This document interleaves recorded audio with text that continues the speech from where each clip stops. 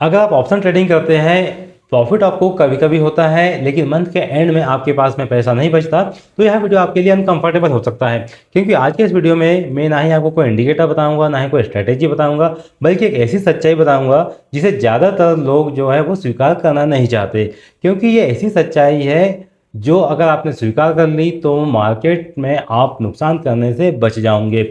और इस सच्चाई को जानने के लिए आपको वीडियो के अंत तक के बने रहना है, क्योंकि मैं आपको इस वीडियो के लास्ट में एक वो कॉमन गलती बताने वाला हूं जो ट्रेडर को बार बार लॉस में धकेलती है, चाहे वो बिगिनर हो या एक्सपीरियंस ट्रेडर ही क्यों ना हो। तो आज के इस वीडियो में मैं आपको 5 पार्ट में पूरी जानकारी बताने वाला हूं जो आपके लिए जानना बेहद ही जरूरी है।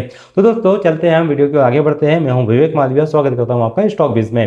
दोस्तों पार्ट 1 यहाँ पे ये कहता है कि लॉस की रियलिटी एक्चुअली होती क्या है। जो सेबी का डेटा है वो साफ साफ कहता है कि ऑप्शन ट्रेडिंग में 90% जो ट्रेडर है वो मार्केट में कंसिस्टेंसी लॉस करते हैं।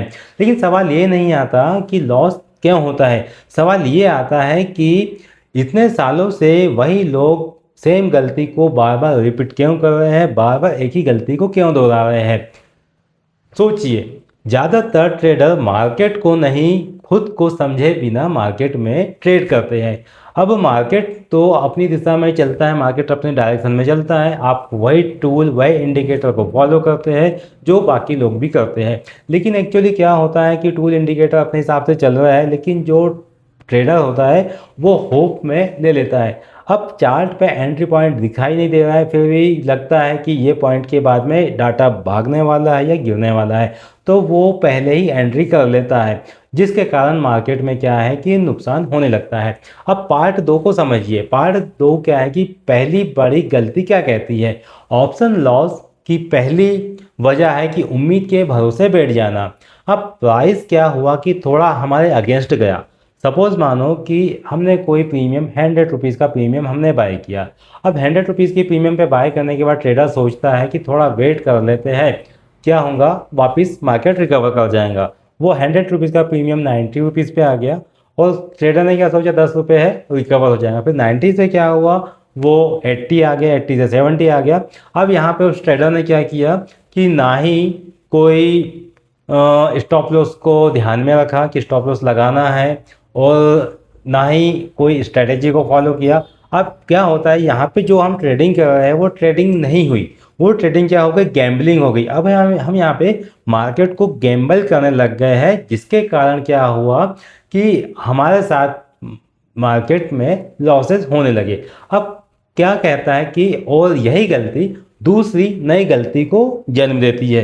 अगर आपने पहली गलती की तो इस गलती के बाद में क्या होगा कि दूसरी नई गलती आ जाएंगी।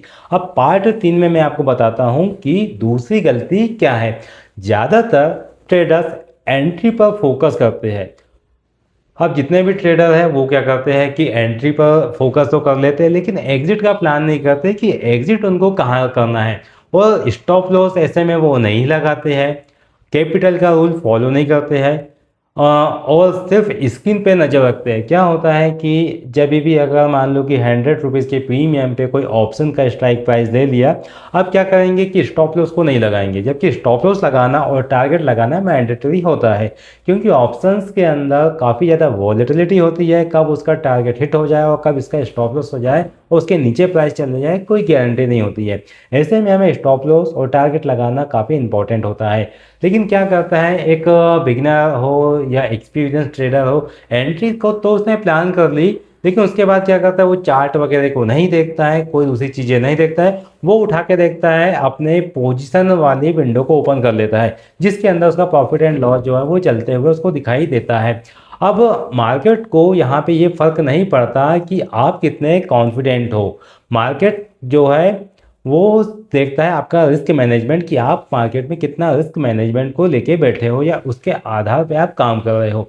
अब मैं आपको बताऊंगा यहाँ पे पार्ट 4 में तीसरी बड़ी गलती की तीसरी गलती क्या करते हैं। अब यहाँ पे एक्चुअली मार्केट में हमने तो सबसे पहले स्टॉप लॉस नहीं लगाया। अब स्टॉप लॉस नहीं लगाने के बाद हमने क्या किया कि जब पोजीशन नीचे जा रही थी, लॉस में ज़्यादा हुआ, तो हमने वहाँ पे क्या किया कि हमने पोजीशन को लॉस में काट दिया, ट्रेड काट दिया। अब सबसे डेंजरस क्या हुआ यहाँ पे कि रिवेंज ट्रेडिंग हो गई। अब जहाँ पे हमें 500 रुपये का नुकसान हो रहा था वहाँ पे हमें 2500 रुपये का नुकसान हो गया, क्योंकि अगर हम स्टॉप लॉस को फॉलो करते तो हमारा सिर्फ 500 का लॉस होता, लेकिन स्टॉप लॉस को नहीं फॉलो किया जिसके कारण क्या हुआ, हमारा 2500 का लॉस हो गया।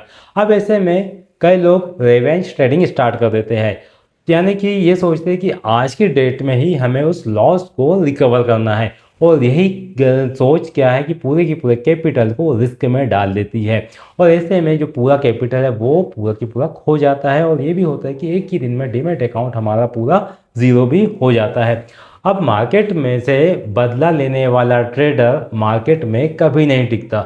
अगर जिसने मार्केट से बदला लेने की ठानी तो मार्केट ही बता देता है कि मार्केट इज सुप्रीम, मार्केट से आप बदला नहीं ले सकते, बल्कि मार्केट के साथ को आपको समझना है, मार्केट के साथ आपको चलना है। अगर आपने ये सोच लिया कि आज मुझे 2500 का लॉस हुआ है और आज ही दिन मुझे उस लॉस को रिकवर करना है, तो हो सकता है सेम डे आपको कोई ऑप्शन 1000 रुपये का बेनिफिट दे रहा हो या 2000 रुपये का बेनिफिट दे रहा हो, और अगर आपने वहाँ पे उस मुनाफे को बुक नहीं किया तो बाद में वो जो 1000 रुपये 2000 रुपये आपको मिलने वाला होता है वो आपके पास से चले जाएगा, और उसके बदले में आपके जेब से भी वहाँ पे अमाउंट लग जाएगा।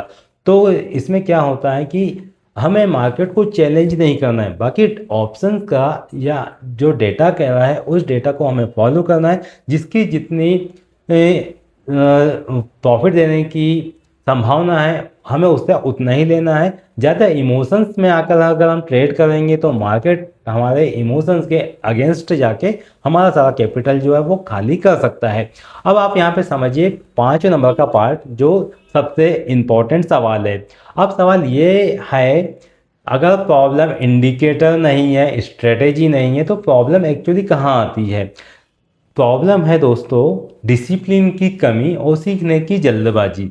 हम कोई भी ट्रेड ले लेते हैं, लेने के बाद हम डिसिप्लिन को फॉलो नहीं करते।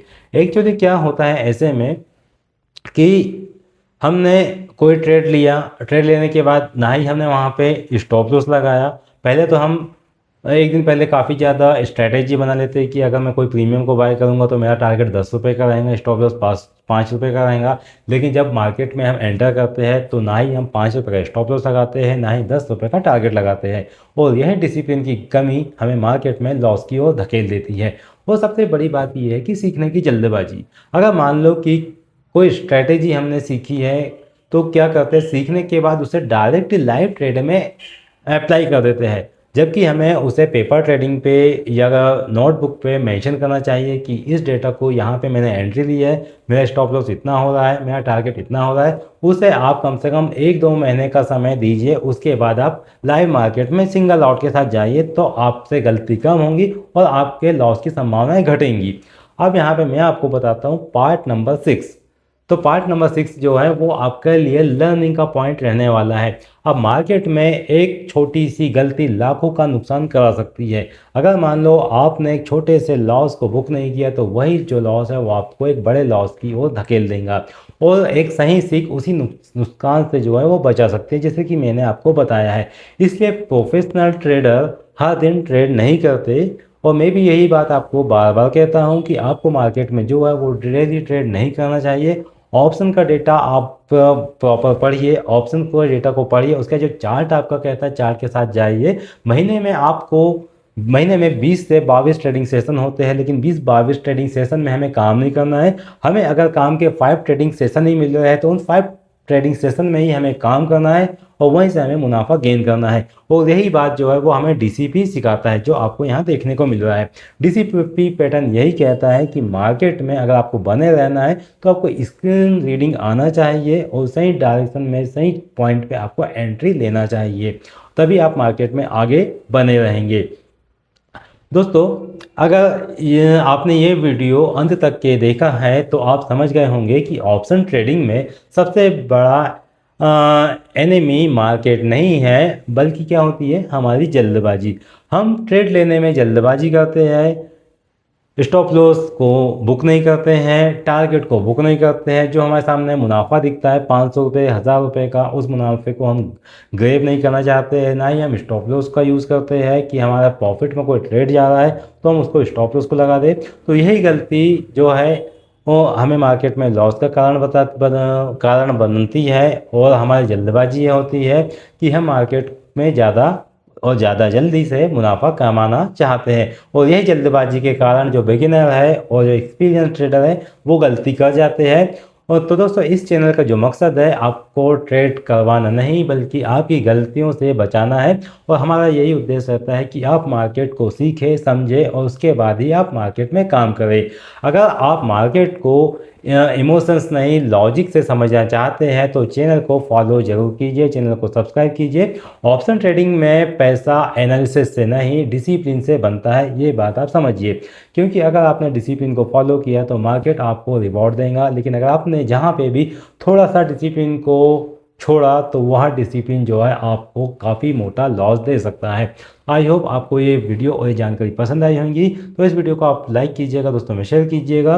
और ऐसी इन्फॉर्मेटिव जानकारी अगर आप कंसिस्टेंसी चाहते हैं और आप ये भी चाहते हैं कि मार्केट में आपका नुकसान ना हो तो इस चैनल को सब्सक्राइब कीजिए, क्योंकि मैं आपके लिए इसी प्रकार की इन्फॉर्मेटिव जानकारी आगे भी लेके आता रहूँगा ताकि मार्केट में आप लॉस से बचें। Thanks for joining. नमस्कार।